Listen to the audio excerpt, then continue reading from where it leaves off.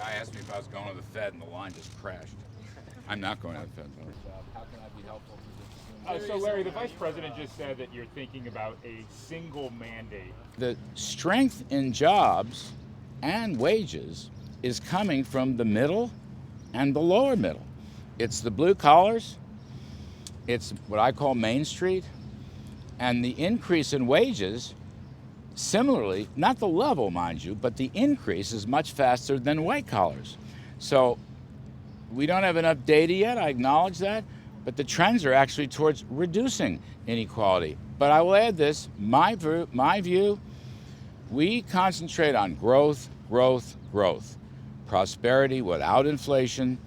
Frankly, the rising tide is lifting all boats. So I think that's where we're headed. I think the Vice President is, in our own talks and so forth, high numbers on the President's economic approval rate. We have big tax cut package last year. It's working. We had major overhaul of regulations, which is working.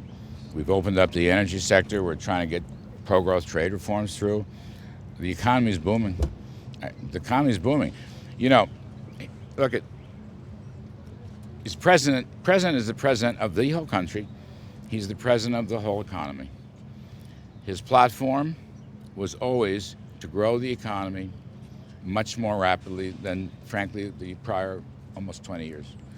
And I would argue at this stage, and I respect those who disagree with me, as always, but I would argue this stage, policies are working.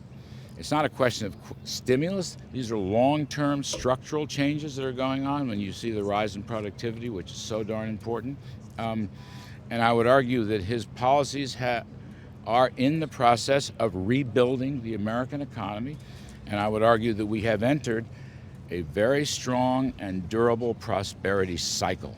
It is not election year driven, although I think he will ultimately be awarded or rewarded for his efforts. But this is a strong, durable prosperity cycle from his policies. I think that's the key. Takes out of play some old models, Phillips curve. I don't want to get in a good, stable, strong currency, and I think that's what the Vice President's talking about. Well, look, the talks were constructive last week, and next week will be very important. We'll probably have a clearer picture on that. I don't want to outguess or predict.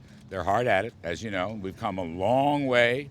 So next week is very important when Vice Premier Leo Hay comes into town, and the engagements, the discussions will continue on all the key subjects, including enforcement, of course. So we'll see. I think it'll be a clear picture by the end of next week.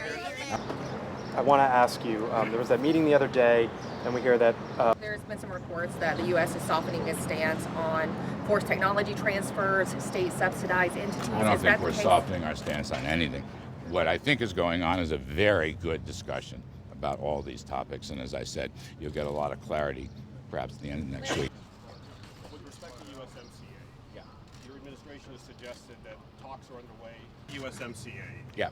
Your administration has suggested that talks are underway to lift the steel and aluminum tariffs from Canada and Mexico. What's the holdup? Look, Ambassador Lighthizer is our top guy. He's done a fabulous job. It's the best trade deal I've ever seen, and he's working on all these issues and is working hard on it because we would very much like to get that through. USMCA, Kevin Hassett and I, we looked at this, the International Trade Commission. USMCA could be worth $100 billion in additional GDP per year and maybe 80,000 jobs. Now, I want to say this.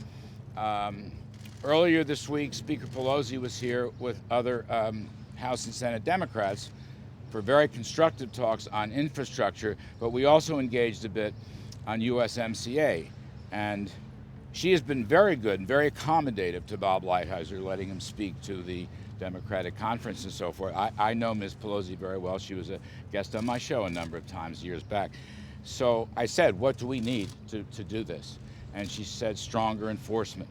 And we will work on stronger enforcement. That's where we're going to go. Now that Kaine and Moore have dropped out of the running for the Fed post, does the president have other nominees in mind? He does. Can you We have been, no, I can't, with no names. We have been interviewing for several weeks, as I've said. And that process will continue. And I think we can work that out.